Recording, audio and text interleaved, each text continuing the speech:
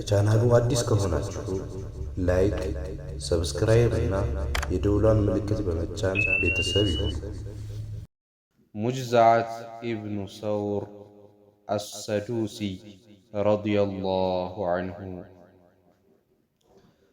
ሙጅዛዓት ኢብኑ ሰውር 100 አጋሪዎችን በአንድ አውድ ግንባር የገደለ ሲሆን በተለያዩ አውድ ውጊያዎች የገደላቸው አጋሪዎች ግን የትየለሌ ናቸው። የታሪክ ሰዎች ሙጅዛዓት ኢብኑ ሰውር ከጀግና የአላህ ሰራዊት አባል አንዱ ነው። የቃዲስያ ምድር አላህ በሰጣቸው ድል ለመደሰት ካቋረጡት ውድ ተዋጊዎች መካከል ሰማዕት በሆኑ ወንድሞቻቸው ዕጣ ቀንተዋል። አውደ ውጊያ የእነርሱ ፈለግ ለመከተል በተስፋ ይጠባበቃል። አንድ ትዕዛዝ ብቻ ነበር የሚጠብቁት። የመልእክተኛውን ሰለላሁ ዐለይሂ ወሰለም ኸሊፋ ዑመር ኢብኑል ኸጣብ ረዲየላሁ ዐንሁን በበኩላቸው ቆርጠው ተነስተዋል። የኪስራን ስርወ መንግሥት ከመሠረቱ ለማፈራረስ እስከ መጨረሻው ለመፋለም። እንደ ሙጅዛዓት ያሉ ጀግኖች የጠላትን ፋና በመከተል ከምድረ ገጽ ለማጥፋት በተጠንቀቅ በናፍቆት ላይ ነበሩ። ይህ በእንዲህ እንዳለ የዑመር ረዲየላሁ ዐንሁ መልእክተኛ ከመዲና ወደ ኩፋ መጣ። የኸሊፋው ትዕዛዝ አቡ ሙሰል አሽዓሪ ሰራዊታቸውን በማንቀሳቀስ ከበስራ የሚወጡ ሙስሊም ተፋላሚዎች ጋር ኅብረት እንዲመሰርቱና ወደ አህዋዝ በመዝመት የሁርሙዛን የፋሪሲያን የጦር አበጋዝ ጦር በመደምሰስ የፐርሺያ ከተማ የሆነችውን ቱስተር ነፃ እንዲያወጡ የሚያሳስብ ነበር። በተጨማሪም አቡ ሙሳ አልአሽዓሪ ድንቅ ፈረሰኛና ጀግና የሆነ የበኒ በክር ልዑል ሙጅዛዓት ኢብኑ ሰውር ከጎናቸው እንዳይለይ ታዘዋል። አቡ ሙሳ አልአሽዓሪ የምዕመናን መሪ ያሳለፉትን ትዕዛዝ በተግባር በመዋል ሰራዊታቸውን ማደራጀት ጀመሩ። በቀኝ ክንፍ ሙጅዛዓት ኢብኑ ሰውር አዋጊና አዝማች አደረጉት። ከበስራ የመጡት ሙስሊም ተፋላሚዎች ከአቡ ሙሳ አልአሽዓሪ ጦር ጋር በመቀላቀል ወደ ቀጣዩ ፍልሚያ በአንድነት ተጓዙ። እግረ መንገዳቸው ላይ ያጋጠማቸውን የፋርስ ኃይል እየደመሰሱ በርካታ ከተሞችን ተቆጣጠሩ። ሁርሙዛን ከአንድ ቦታ ወደ ሌላ ቦታ መፈርጠጡን ተያይዘውታል። ቱስተር ከተባለችው ውብ ከተማ ሲደርሱ ሽሽቱን አቁሞ የሞት ሽረት ትግል ለማድረግ ወሰነ። ቱስተር ከፐርሺያ አፄያዊ መስተዳደር ውብ ከተማዎች አንዷ ነች። የውጭ ጠላቶች ለመቋቋም አመች ነበረች። በተጨማሪም የስልጣኔ ባለቤት የነበረች ባለ ታሪክና በከፍተኛ ቦታ ላይ የተቆረቆረች ከተማ ነበረች። ሁጀይል የተሰኘ ትልቅ ወንዝም በውስጧ ይፈሳል። ዙሪያውም የታሪክ ሰዎች እንደሚሉት በምድር ላይ በትልቅነቱ የመጀመሪያ በሆነ አጥር ታጥሯል። ሁርሙዛን በዚህ ታላቅ አጥር ዙሪያ ጉድጓድ በመቆፈር የሙስሊሙን ጦር ግስጋሴ ለመግታት ወስኗል። ከጉድጓዱ ባሻገርም ዕውቅ የፈረሰኛ ጦሩን አሰለፈ። የሙስሊሙ ሰራዊት ከቱስተር ጉድጓድ ባሻገር ለ18 ወራት ድንኳን ጥሎ ተቀመጠ። ጉድጓዱን ዘልቆ ለመግባት አልቻለም። በዚህ ረዥም ቆይታው ከፋርሳውያን ጋር 80 ጊዜ ተፋልመዋል። ሁሉም ፍልሚያዎች የሚጀምሩት ከሁለቱም ወገን በተናጠል በሚፋለሙ ጀግኖች ነበር። ከዚያም አስቸጋሪው የጨበጣ ውጊያ ይቀጥላል። በእነኚህ የተናጠል የሻሙላ ውጊያዎች ሙጅዛዓት ኢብኑ ሰውር ጠላትን ያስደነቀ፣ ወዳጅን ያስገረመና ያስፈነደቀ ጀብድ ፈጽሟል። 100 የተናጠል ፈረሰኛ ተፋላሚዎችን ገድሏል። ስሙ በተነሳ ቁጥር ፋርሳውያን በፍርሃት ይርዱ ነበር። በአንጻሩ ሙስሊሞች የሙጅዛዓት ስም ሲነሳ ደስታና ኩራት ይሰማቸው ነበር። በዚህ ወቅት ነበር አሚር አልሙዕሚኒን ዑመር ብን ኸጣብ ረዲየላሁ አንሁ መዛት ኢብኑ ሰውር ከሙስሊሙ ሰራዊት ጋር አብሮ እንዲሄድ የማዘዛቸውን ምስጢር ሊገነዘቡ የቻሉት። ከነኚህ 80 አስቸጋሪ ጦርነቶች በኋላ ሙስሊሞች ወደፊት መግፋት ቢችሉም በአጥሩ ላይ ተሰቅለው የቀስት ናዳ ለመጣል የተዘጋጁት ፋርሳውያን ሲሳይ መሆናቸው አልቀረም።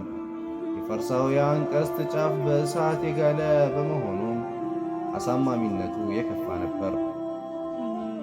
ሙስሊሞች ከትዕግስት በኋላ ትዕግስት በሚያስፈልግ አጣብቂኝ ውስጥ ገቡ። ጭንቁ በረታባቸው። የጠላትን ምሽግ ዘልቀው መግባት አልቻሉም።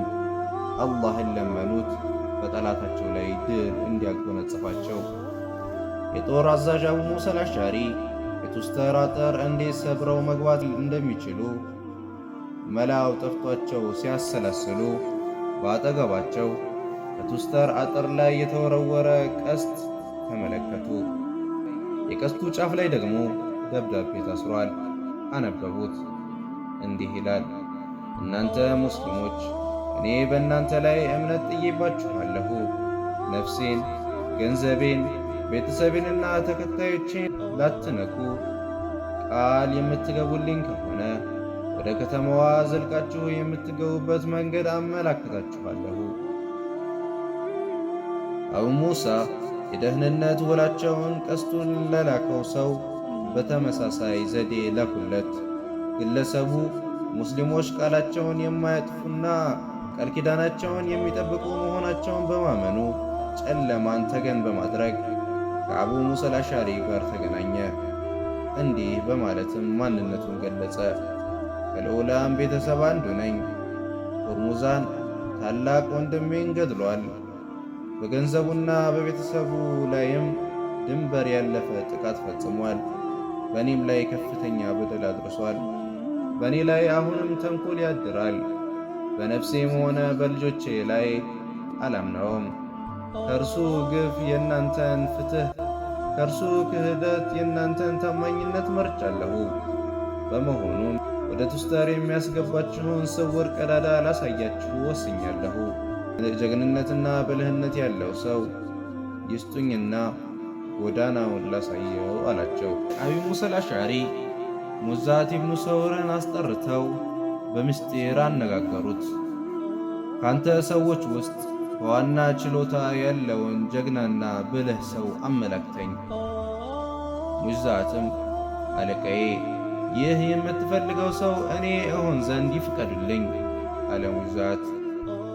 አቡ ሙሳም አንተ ይህን ዕድል ለመውሰድ ከፈለግ በአላህ ረድዓት መርጭሃለሁ ካሉ በኋላ ጎዳናውን በትክክል እንዲያጤንና በሩ ያለበት ቦታንም እንዲያጠና አሳሰቡት። ሁርሙዛን ያለበትም ቦታ እንዲመለከት፣ የእርሱ ሰዎች እንዳያዩትም ጥንቃቄ እንዲወስድ፣ ከዚህ ውጪ አንዳች እርምጃ እንዳይወስድ አስጠነቀቁት።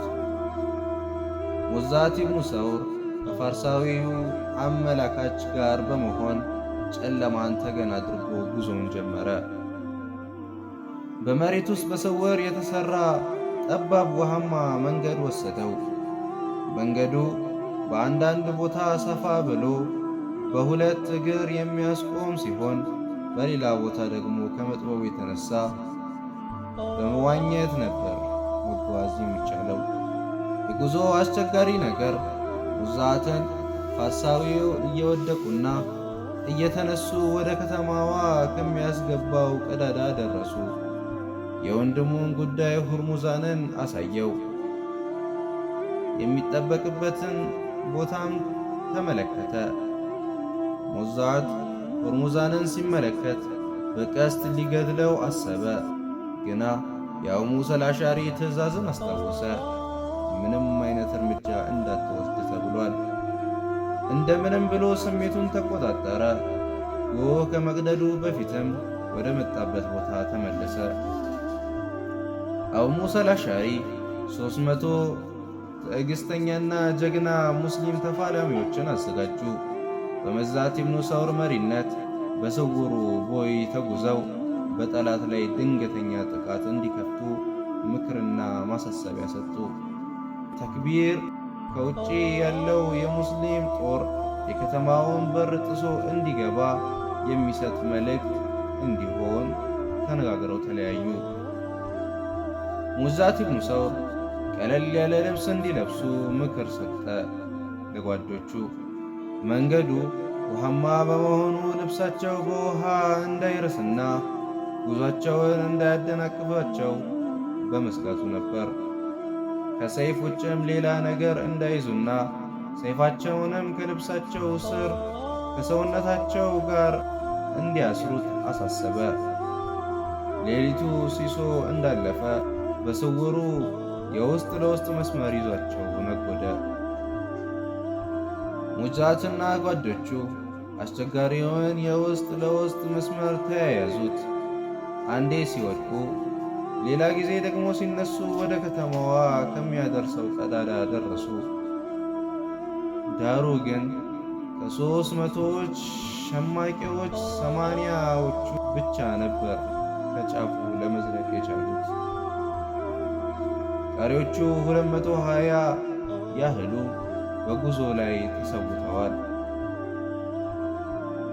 መዛትና ጓዶቹ የከተማዋን አፈር እንደረገጡ ምሽግ ጠባቂዎቹን አስወገዱ። የበሮቹን ጠባቂዎችም ገደሏቸው። ተክቢር በማድረግም ታላቆቹን በሮች ከፈቷቸው። ውስጥ ያሉት ሙስሊሞች ተክቢር ውጭ ካሉት ጋር ተዋሃደ። ጎህ ሲቀድም ሙስሊሞች በሩን ዘልቀው ወደ ከተማዋ ገቡ። በእነርሱና በአላህ ጠላቶች መካከል መሪር ፍልሚያ ተካሄደ።